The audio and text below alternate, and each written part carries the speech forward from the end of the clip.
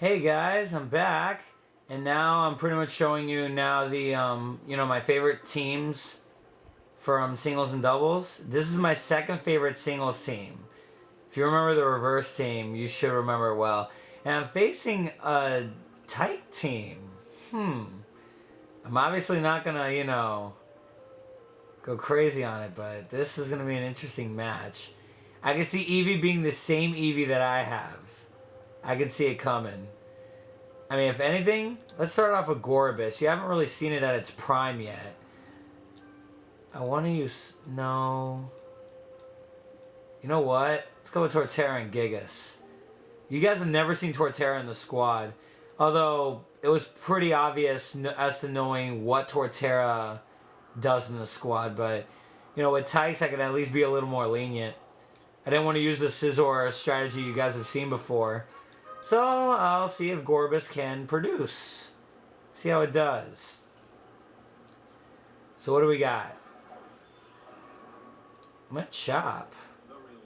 And thanks to Guts, I have to be really careful about this. Let's see how I do.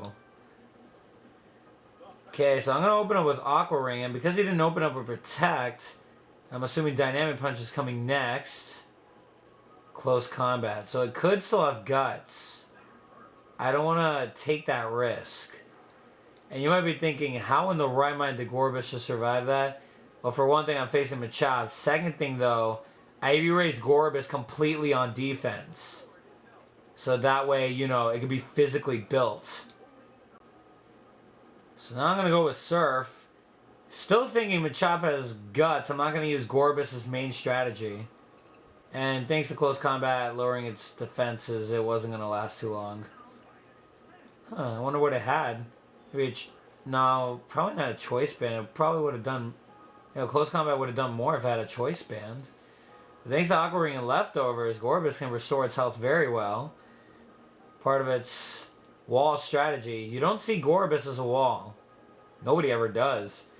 I mean, maybe as a half physical wall, half special sweeper, but that's about it. I'm making this thing completely a wall. And a North?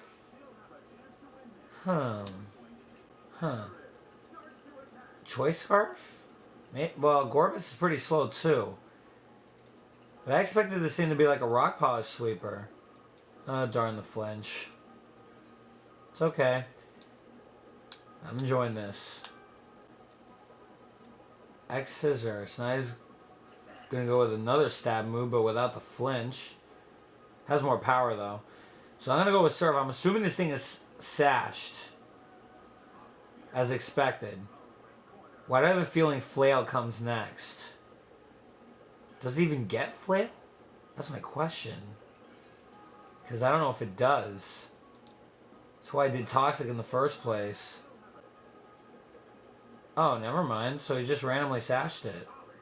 Interesting. So it probably is a Rock Polish sweeper. And when I said that I may have done Toxic, I mean like...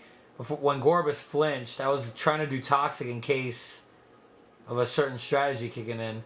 But I don't think a North gets Flail. I have to look that up. Alright.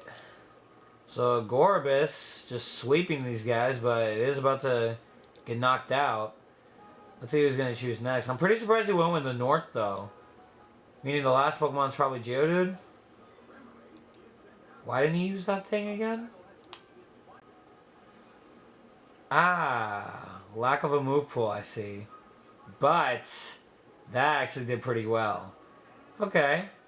Alright, not too shabby. Gorbis did its job anyway.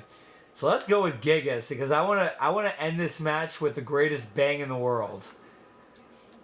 I just want to do it.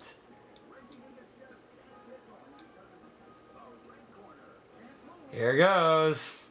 I used to love this part about Regigigas. Choice Specs stabbed Hyper Beam. That sucker can hurt. But yeah, I definitely give kudos to my opponent for using babies. It was definitely a good match. So, I'm impressed.